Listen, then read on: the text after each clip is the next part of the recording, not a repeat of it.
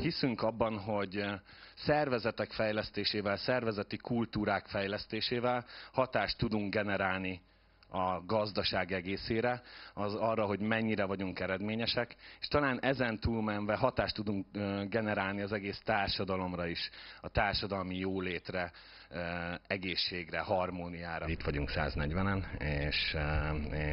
és van lehetőség arra, hogy beszéljenek egymással, szakemberek beszélnek egymással, HR-esek beszélnek egymással, vezetők, kutatók, akik egyetemen dolgoznak, és tanácsadók, akik pedig praktizálnak konkrét ügyfeleknél. A Human Synergistics a chicagói egyetemről elindult know-how.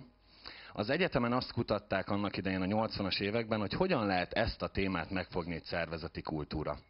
Mindannyian tudjuk, hogy ez biztosan fontos téma, ezzel foglalkozni kell, de hogy hogyan lehet ezt kézzelfoghatóvá tenni, hogyan lehet ezt mérhetővé tenni. Bár a módszertant és az elméleti hátteret a Human Synergistics adja, itt egy nagyon jelentős tanácsadói összefogásról van szó, sőt, kicsit még ki is nyitnám ezt, egy nagyon jelentős összefogásról van szó abban az értelemben is, hogy több mint 100 cég hajlandó volt ebben a kutatásban részt venni, ebbe komoly energiákat rakni, tehát van egy olyan kör Magyarországon, és egy egyre erősödő és formálódó körről beszélünk, akiknek ez a téma fontos. Főleg azokat a vezetőket foglalkoztatja, akik már valamilyen tanácsadó által segített munkában részt vettek, valamilyen fejlesztésben, valamilyen egyéni fejlesztésben, vagy a szervezetüknél volt már valamilyen külső tanácsadói beavatkozás.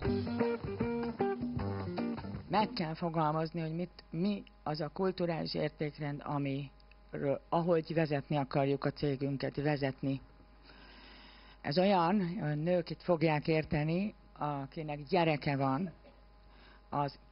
ha két gyereke van az embernek, ez az egyik az ilyen, az hisztisebb, a másik meg nyugisabb gyerek, azt nem egyformán kezeljük ugyan, de azonos értékek mentén. Van egy rövid távú, meg van egy hosszú távú dolog, és azon a szervezeti kultúra az inkább a hosszú távú dolgok közé tartozik.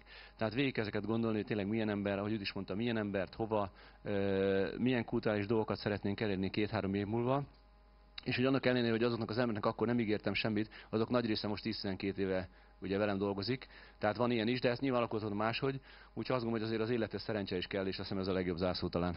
Én azt gondolom, hogy pláne ha az embernek van egy HR-es múltja, akkor nagyon-nagyon pontosan tudja és érzi, hogy mennyi minden múlik az üzleti siker oldaláról azon, hogy milyen egy cég szervezeti kultúrája. Hosszú távon is célul tűzzük ki azt, hogy ezt a dialógust, amit elkezdődött ma, és nem gondolom, hogy a végére értünk a dolognak, ezt a dialógust, ezt az együttműködést a továbbiakban is segítsük és támogassuk, és egy olyan szakmai közösséget hozzunk létre, egy olyan kritikus tömeget, aki el tud indítani mélyreható változásokat a saját szervezetében. Úgyhogy erre mi szeretnénk majd a jövőben is alkalmakat teremteni, és ez lehet, hogy majd valamikor egy második szervezeti kultúra konferencia lesz ugyanilyen nagy körben, az is lehet, hogy kisebb platformok lesznek, ahol még mélyebb, még interaktívabb beszélgetésekre van lehetőség.